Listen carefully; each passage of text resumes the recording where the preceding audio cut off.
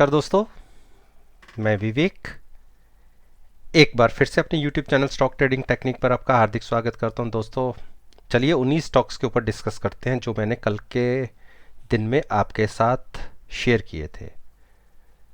कल की परफॉर्मेंस तो आप आज के ट्रेडिंग सेशन के साथ एनालाइज कर सकते हैं जो मैंने वीडियो में आपके साथ डिस्कस की थी। अब कल के लिए 18 सितंबर के लिए क्या पॉसिबिलिटीज़ बनती है, चलिए एक बार उसको देखते हैं। अगर आप अल्ट्राटेक सीमेंट के चार्ट को देखेंगे तो आप देखिए आज के ट्रेडिंग सेशन में इसने एक अच्छा सिग्नल दिया है बुलिश क्रॉसओवर का, और अब हम इसको बाइंग करके चल सकते हैं। स्टॉप लॉस लीजिए 3955 का। कल फ्लैट टू पॉजिटिव भी ओपन हुआ तो आप बाई करिए।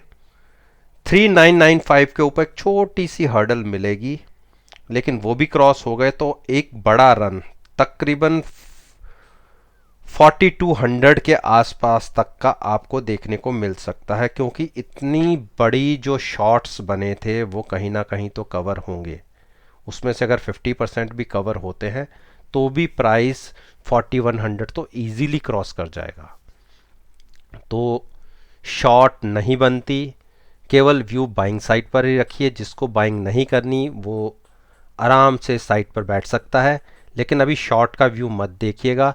शॉर्ट केवल 3945 ब्रेक होने के बाद बनेगी। इंट्राडे में इसने एक बार उस प्राइस को छुआ तो था 3946 को, लेकिन वहां से वापस लौट गया। स्ट्रॉन्ग सपोर्ट देखने को मिली, होल्ड किया और प्राइस अपसाइड पर क्लोज हुआ। इसीलिए बाइंग करके चलेंगे, शॉर्ट नहीं लेना। गेल ने देखिए जो मेरी नीचे की सपोर्ट थी उसको ब्रेक करके पिछले 5 से 6 दिन में लगातार उसके नीचे की क्लोजिंग आ रही है। तो जब तक प्राइस 92 क्रॉस करके ऊपर की तरफ नहीं जाता, कोशिश करिए 93 चला जाए तो ही कोई बाइंग पर अपना व्यू जनरेट कीजिएगा। उस केस में 95 के टारगेट्स देखने को मिल सकते हैं, लेकिन MACD हमें कहीं सिग्नल नहीं दे रही है। लेकिन हिस्टोग्राम का साइज थोड़ा थोड़ा रिवर्स हो रहा है, तो कह सकते हैं कि थोड़ी थोड़ी बुलिश स्ट्रेंथ दिख रही है। RSI भी ओवरसोल्ड है, तो इस वजह से एक छोटा सा पुलबैक देखने को मिल सकता है। लेकिन पिछले 6 दिन से इस स्टॉक के अंदर कोई बड़ी करेक्शन देखने को नहीं मिली। कंसोलिडेट कर रहा है पर्टिकुलर एरिया के अंदर। तो शॉर्ट का व्यू थोड़ा कम रखिएगा। हाँ, बाइंग अभी इस लेवल पे नहीं करनी जब तक 93 क्रॉस नहीं करना, तो शॉर्ट मत करिए। टाटा मोटर ने जो क्लोजिंग दिखाई है अब 148 के आसपास की, 143 के ऊपर प्राइस सस्टेन कर रहा है, और जब तक 143 के ऊपर सस्टेन कर रहा है तो हमें अपना व्यू नेगेटिव नहीं बनाना। हाँ, 141 अगर क्रॉस करके नीचे की तरफ क्लोजिंग दे देता है तो हम एक अपना व्यू नेगेटिव साइड जनरेट करेंगे। उस केस में नीचे की तरफ 129 की तरफ हम एक टारगेट डिसाइड करेंगे। बाकी अभी मोमेंटम, क्योंकि निफ्टी RSI ओवरसोल्ड थी, ओवरबॉट थी सॉरी, तो इस वजह से थोड़ी सी करेक्शन देखने को मिली है। MACD में अभी सिग्नल देखिए बुलिश साइड पे नहीं जनरेट हुआ, तो अभी बाइंग भी अवॉइड कीजिए, और शॉर्ट भी मैंने एक आपको टारगेट बता दिया, उसके बाद ही लीजिएगा। यूपीएल ने एक जो हाई था उसके आसपास की पिछले 3 दिन का क्लोजिंग प्राइस सेम है। देखिए 3 दिन का क्लोजिंग प्राइस एक ही है, यानी यहां से बायर्स मिल नहीं पा रहे, लेकिन स्ट्रेंथ बुलिश है। जब तक वॉल्यूम्स अच्छे जनरेट नहीं होंगे बाइंग साइड पे तो प्राइस में कोई पुलबैक दिख नहीं रहा। हाँ, किसी को बाइंग करना है तो आप स्टॉप लॉस लीजिए 522 का। उसके इस स्टॉप लॉस के साथ आप अपनी पोजीशन को होल्ड कर सकते हैं। अगर वॉल्यूम्स जनरेट हुए तो इसमें जो एक 550 का टारगेट देखने को मिल सकता है, लेकिन 505 अगर ब्रेक होता है तो हमें अपना व्यू शॉर्ट साइड पर जनरेट करना पड़ेगा। मोमेंटम ट्रेंड बुलिश है, 90% मैं बुलिश साइड पे हूं। 10% अगर किसी कारणवश कोई नेगेटिव न्यूज आती है, ट्रेंड रिवर्स होता है, तो उस केस में भी शॉर्ट 505 के बाद करना है। अब मैं बात कर लूं आपसे आईओसी, इंडियन ऑयल कॉरपोरेशन। देखिए धीरे धीरे स्ट्रेंथ लौट रही है। हिस्टोग्राम का साइज देखिए धीरे धीरे बुलिश साइड पे डाइवर्ट होने वाला है। और जब हमें सिग्नल मिल जाएगा, और ये पर्टिकुलर सिग्नल मिलेगा तकरीबन, हम प्राइस अगर 8350 को क्रॉस करके ऊपर ट्रेड करना शुरू करेगा, तो हम ये मानेंगे कि अब इसमें एक रिवर्सल कंटिन्यू हो सकता है। और जो आपने इतनी बड़ी एक नेगेटिव रैली देखी तकरीबन 8 से 10 रुपए की, वो ख़त्म होगी और यहाँ से हमें बाइंग स्ट्रेंथ लौटती दिखेगी। तो उस केस में हम बाइंग साइड पर जाएंगे। शॉर्ट के लिए अब इतने नीचे लेवल पे शॉर्ट की अपॉर्चुनिटी अगर कोई देखना चाहता है, तो आप 82.75 का स्टॉप लॉस लेके आप शॉर्ट कर सकते हैं। उस केस में बहुत नीचे का टारगेट अगर मैं आपको बता भी दूं तो 80 रुपीज़, इससे ज़्यादा नहीं। हीरो मोटोकॉर्प ने आज फिर देखिए इतनी नेगेटिव मार्केट के अंदर भी आप ये देखिए जो क्लोजिंग दी है 3075 की, यानी जो कल प्राइस क्लोज हुआ था 3056 का, उससे 20 रुपए ऊपर की क्लोजिंग।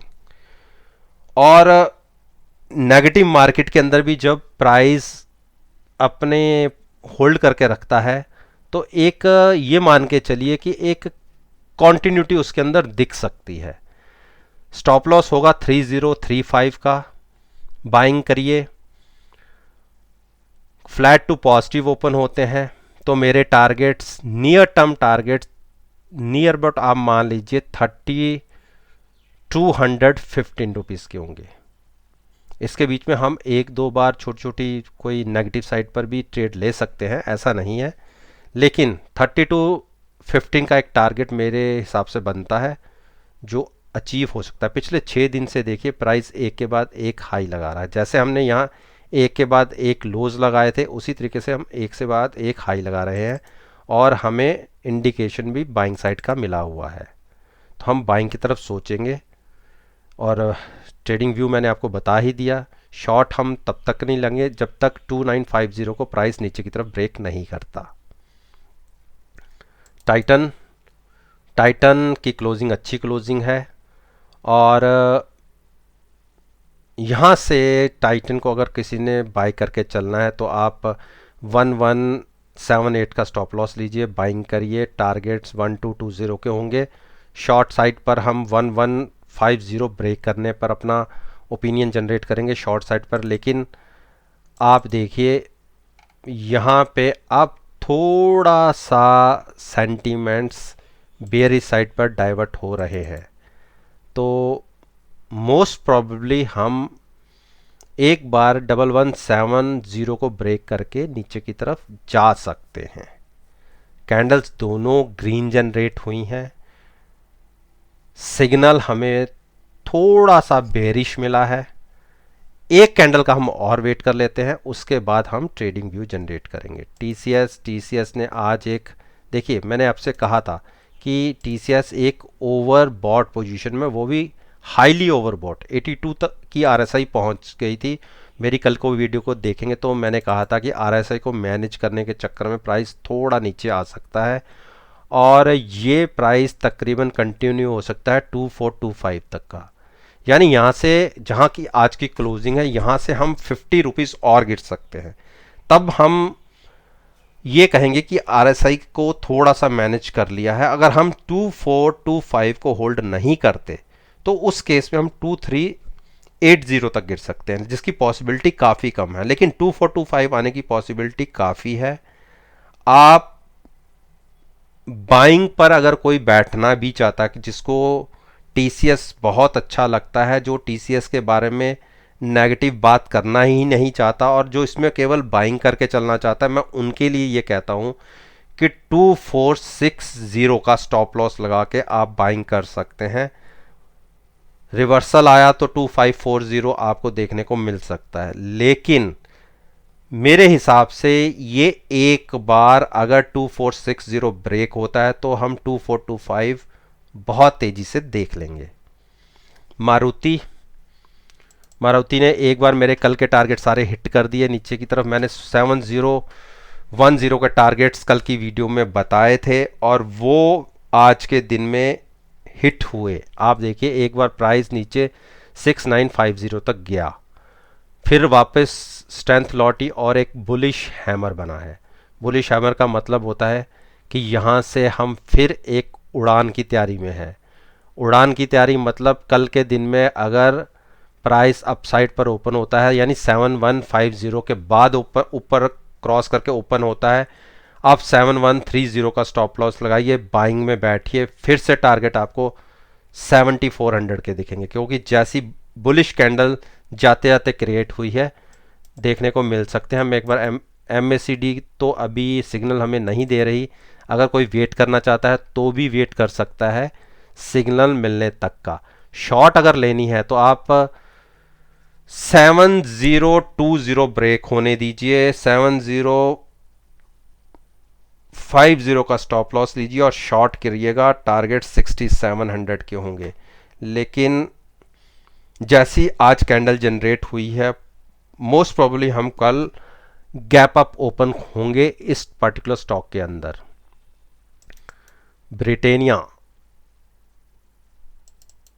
ब्रिटेनिया ने आज देखिए एक अपसाइड जाने के बाद 3890 जाने के बाद लोएस्ट क्लोजिंग दी है 3800 की, और अभी तक मैं इसमें शॉर्ट नहीं करूंगा, क्योंकि जब तक ये आप ये मान ली कि 3775 को होल्ड कर रहा है तब तक मैं बेरिश साइड पर अपना व्यू जनरेट नहीं करूंगा। डिप के ऊपर बाइंग करने की कोशिश करूंगा जब तक 3775 के ऊपर प्राइस है। एक करेक्शन देखने को मिली, MACD के अकॉर्डिंगली एक बुलिश स्ट्रेंथ क्रिएट हो चुकी है।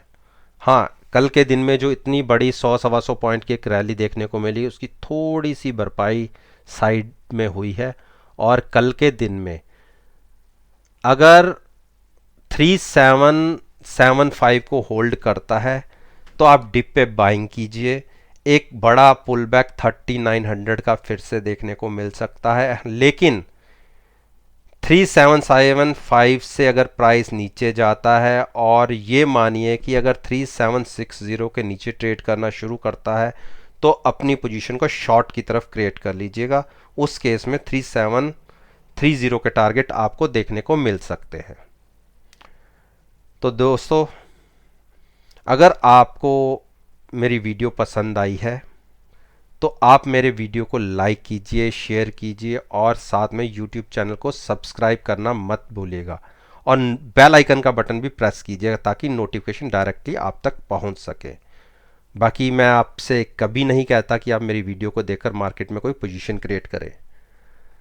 इसी बात के साथ मैं आपसे विदा लेता हूं और एक नई वीडियो के साथ फिर से आपके सामने आऊँगा। तब तक के लिए धन्यवाद। Take care and